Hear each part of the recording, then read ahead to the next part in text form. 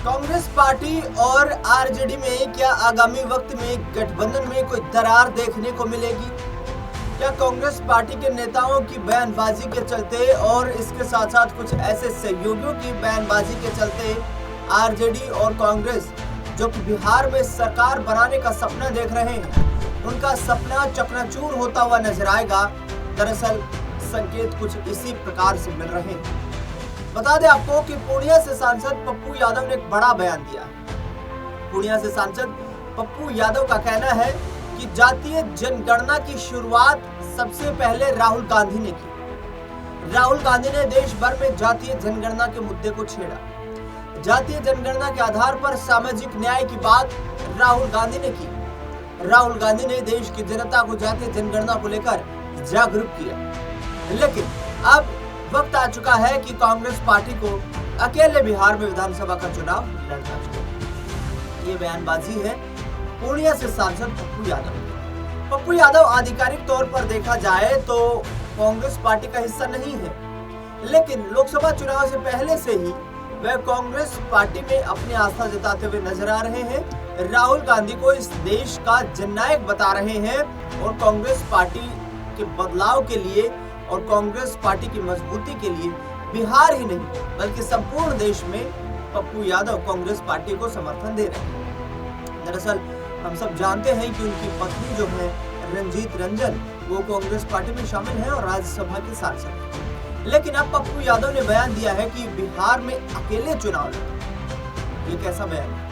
पप्पू यादव को आखिरकार क्या इस बात का अंदाज नहीं है कि दूसरी तरफ इतना मजबूत एनडीए गठबंधन है जिसमें 5 से 6 ऐसे सहयोगी दल हैं जो बड़ी पार्टियों के इशारे पर अपनी रणनीति तैयार करने को सहमत है। एनडीए गठबंधन में बीजेपी सबसे बड़ा राजनीतिक दल, बिहार में जेडीयू और इसके साथ साथ बात करें तो जीतन राम मांझी की पार्टी, चिराग पासवान की पार्टी, उपेंद्र कुशवाहा की पार्टी, ये तमाम दल हैं जो एनडीए गठबंधन में बीजेपी के इशारे पर काम करेंगे।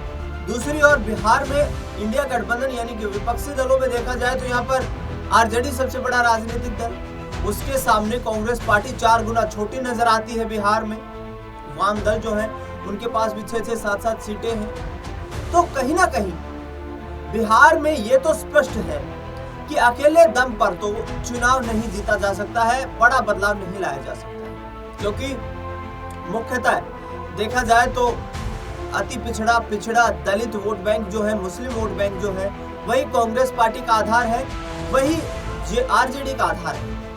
ऐसे में यदि कांग्रेस ने अलग चुनाव लड़ा, आरजेडी ने अलग चुनाव लड़ा, वोट बटेगा तो सीधा फायदा एनडीए गठबंधन को होगा और बीजेपी और नीतीश कुमार एक बार फिर से सरकार बनाने में कामयाब हो जाएंगे। ये मानना है राजनीतिक विश्लेषकों का कि सीधे तौर पर यदि कांग्रेस पार्टी और आरजेडी यहाँ पर अलग अलग चुनाव लड़ती हैं तो ये दोनों को नुकसान होगा, कांग्रेस को भी नुकसान होगा और आरजेडी को भी नुकसान होगा। इसके चलते दोनों गठबंधन में लड़ रहे हैं, ये दोनों के लिए बेहतर है, क्योंकि बिहार में लोकसभा चुनाव में भी हमने देखा कि 40 लोकसभा की सीटों में से 5 सीटों पर इंडिया गठबंधन ने जीत दर्ज की, जिसमें 4 लोकसभा की सीटें आरजेडी के खाते में गई। एक किशनगंज की सीट पर कांग्रेस पार्टी जीतने में कामयाब हुई।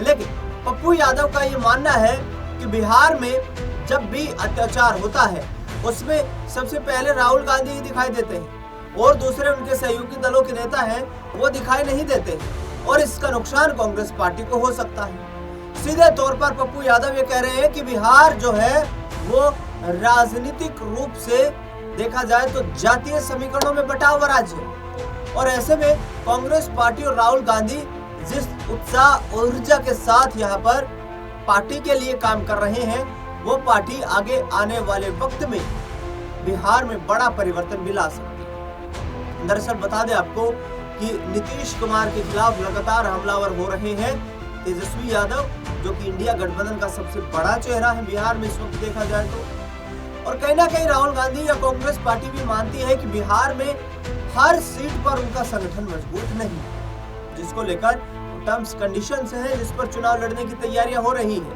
50-55 सीटों पर 60 सीटों पर चुनाव लड़ा जाए और उसमें से यदि 30-35 सीटें जीत करके यहाँ पर आरजेडी को समर्थन दिया जाए तो कहीं ना कहीं कांग्रेस पार्टी को भी नजर आता है कि बिहार में बाजी पलटी जा सकती है, बिहार में सत्ता तक पलट किया जा सकता है। बता दें आपको दर्शकों कि यहाँ पर राहुल गांधी सीधे तौर पर गुजरात की धरती से ऐलान करते हुए नजर आए कि जातीय जनगणना इतना बड़ा फैक्टर है कि जातीय जनगणना के आधार पर हम बिहार में विधानसभा का चुनाव जीतने जा रहे हैं। बिहार में इस बार सत्ता का तख्ता पलट होने जा रहा है। इसका क्रेडिट नेशनल लेवल पर तो राहुल गांधी ले रहे हैं, लेकिन बिहार के लेवल पर तेजस्वी यादव ले रहे हैं। तेजस्वी यादव का कहना है कि जिस वक्त हम डिप्टी चीफ मिनिस्टर थे, सरकार में शामिल थे, तो देश में सबसे पहले हमने जातीय जनगणना करवाई।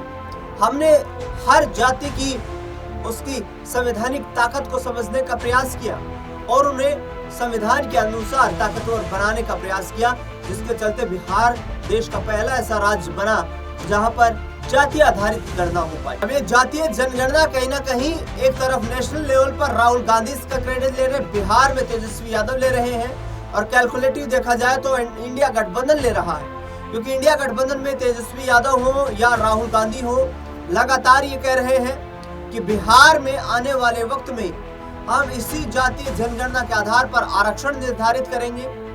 नौकरियों में जितनी समाज में जिसकी भागीदारी उसकी उतनी जिम्मेदारी, यानी कि सरकारी रोजगार में जो 50% का एक फाउंडेशन है, जो एक आधार है, जो एक सीमा है आरक्षण की, उस फाउंडेशन को तोड़ करके जातीय जनगणना के आधार पर जिस समुदाय की जितनी अधिक आबादी होगी उसे उतनी ही नौकरियों में हिस्सेदारी दी जाएगी। इस फैक्टर के आधार पर तेजस्वी यादव भी राहुल गांधी भी दोनों प्रयास कर रहे हैं बीजेपी को लपेटने का, बीजेपी को बैकफुट पर धकेलने का। बता दें आपको यहाँ पर कि सीधे तौर पर तेजस्वी यादव नीतीश कुमार पर हमलावर हो रहे हैं। उनका कहना है कि छोड़िए अब नीतीश कुमार को, छोड़िए भारतीय जनता पार्टी को। नीतीश कुमार 20 साल तक बिहार में मुख्यमंत्री की कुर्सी पर अभी बैठे हुए हैं और उसमें से 17 साल उन्होंने बीजेपी के साथ मिलकर सरकार चलाई है। क्या दोनों ने मिलकर बिहार के लिए कुछ किया? क्या बिहार का प्लान रोक पाए? क्या बिहार में सरकारी नौकरियों में इजाफा कर पाए? क्या सरकारी बैकलॉग, जो इतना बड़ा बैकलॉग है सरकारी भर्तियों का, उसको क्या फुलफिल कर पाए? क्या बिहार में महिला अपराध रोक पाए? क्या बिहार में शराब माफियाओं को रोक पाए? क्या बिहार में भू माफियाओं को रोक पाए? क्या बिहार में यहाँ पर बालू माफिया को रोक पाए? बिहार में खस्ता हालात है। तेजस्वी यादव का कहना है कि आगामी वक्त में जब परिवर्तन होगा और तेजस्वी के नेतृत्व में सरकार बनेगी तो वो एक मजबूत सरकार बनेगी। लेकिन क्या पप्पू यादव और कन्हैया कुमार जैसे नेता यहाँ कांग्रेस पार्टी का जो सारथी बनने का प्रयास कर रहे हैं, वो क्या इस चुनाव से पहले ही इन दोनों पार्टियों को एक दूसरे की लड़ाई में फंसा देंगे? ये देखना बेहद दिलचस्प रहेगा। फिलहाल कांग्रेस पार्टी पप्पू यादव के सुझाव पर कितना अपना ध्यान केंद्रित करती है, ये देखना भी दिलचस्प रहेगा। इस खास कार्यक्रम में इतना ही। देश दुनिया से जुड़ी तमाम बड़ी खबरों के लिए देखते रहिए SPN 9 न्यूज़।